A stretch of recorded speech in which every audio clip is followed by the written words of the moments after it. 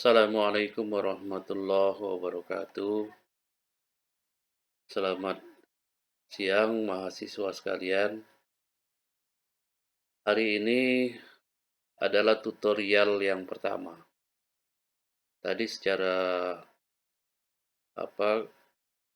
singkat diberikan gambaran tentang mata kuliah ini. Selanjutnya adalah tugas yang mahasiswa harus kerjakan dalam minggu ini. Saya sebut saja ini tugas 1. Ada 7 tugas yang harus mahasiswa kerjakan. Semuanya itu berbentuk lampiran-lampiran yang nanti juga akan ditampilkan di laporan. Apa tugasnya itu? Yang pertama adalah membuat RPP, prasiklus, untuk satu pertemuan. Nanti ini direncanakan kalau dalam penelitian tindakan kelas itu di PGSD ini biasanya berlangsung selama 3 siklus.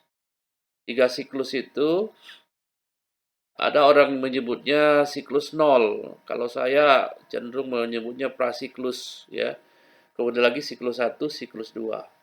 Atau ada juga yang menyebutkannya siklus 1, siklus 2, siklus 3.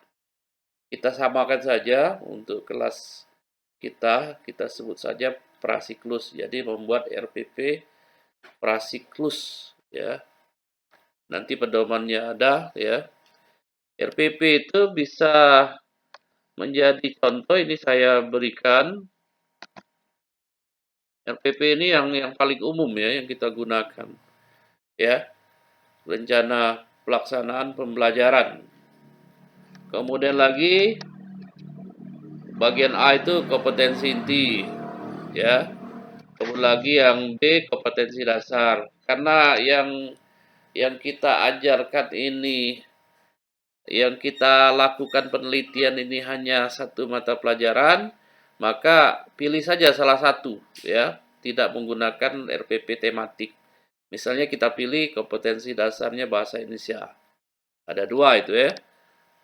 Kompetensi dasarnya langsung nanti, ya. Setelah itu tujuan, ya, tujuan, kemudian lagi materi, pendekatannya. Nah, karena ini RPP prasiklus, ya, kita samakan saja, cukup menggunakan satu metode saja, ya. Metodenya apa? Terserah, ya, bisa metode ceramah, ya, penugasan dan sebagainya, ya. Ini nanti sebagai pembanding saja nanti, ya. Dengan menggunakan metode ceramah bagaimana nanti kita amati nanti, ya. Kemudian lagi kegiatan pembelajaran, karena ini tematik, ambil saja satu saja, ya. Ininya mata pelajaran bahasa Indonesia tadi, ya. Ambil saja satu, kemudian lagi demikian langkah-langkah pembelajaran, ya. Langsung saja ke kegiatan intinya itu apa, ya.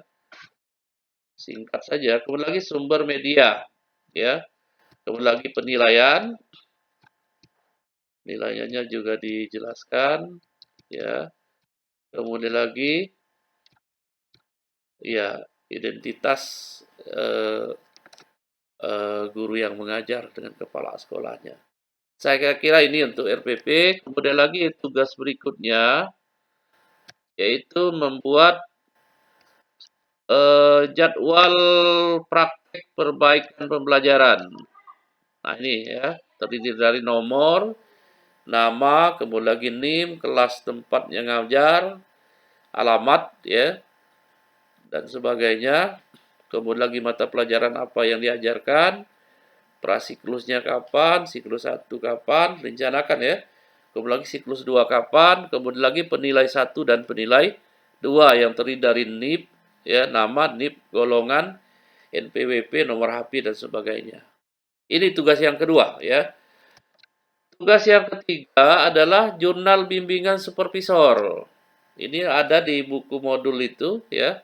Contohnya, ini saya contohkan, ya. Kolomnya itu nomor, hari, tanggal, kegiatan, hasil atau komentar, tidak lanjut, kemudian lagi ada para mahasiswa dan supervisor 2. Ini tugas yang ketiga.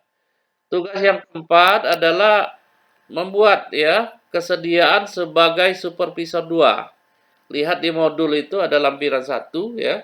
Itu dibuat, tolong diisi ya. Silakan cari supervisor 2-nya.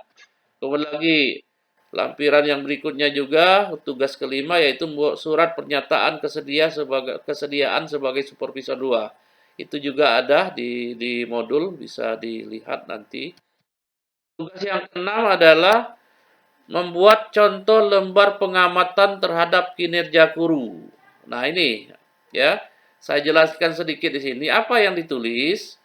Kolomnya itu ada nomor, aspek yang diobservasi, nanti di checklist kemunculannya itu ada dan tidak ada.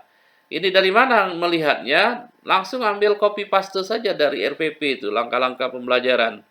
Dari kegiatan pendahuluan, kegiatan isi, dan kegiatan penutup.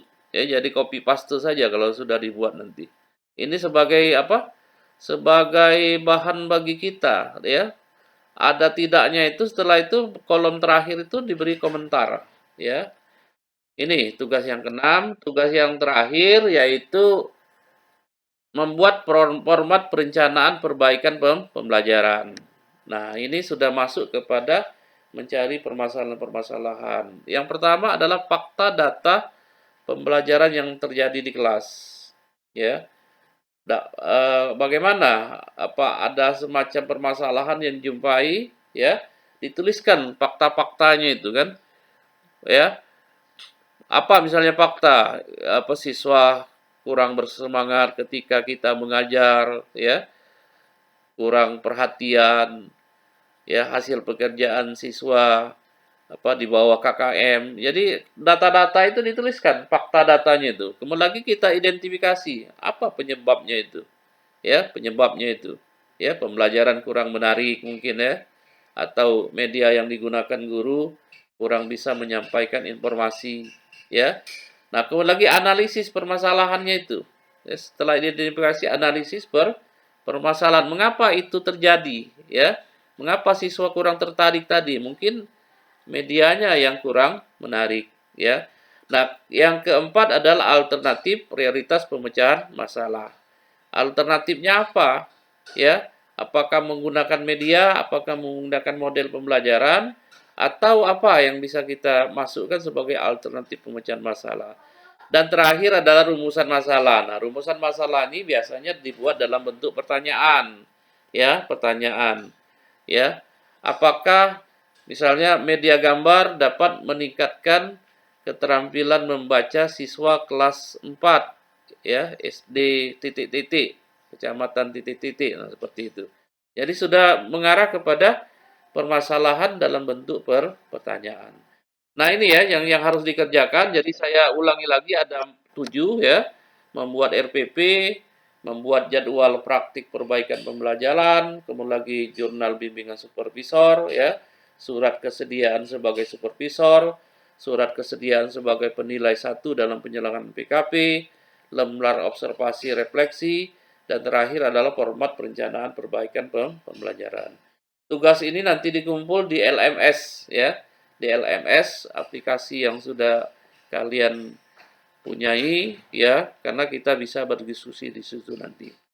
Saya kira hanya ini yang dapat saya sampaikan ya. Mohon jangan ditunda-tunda pekerjaannya. Minggu ini sudah harus dikerjakan. Terima kasih. Assalamualaikum warahmatullahi wabarakatuh.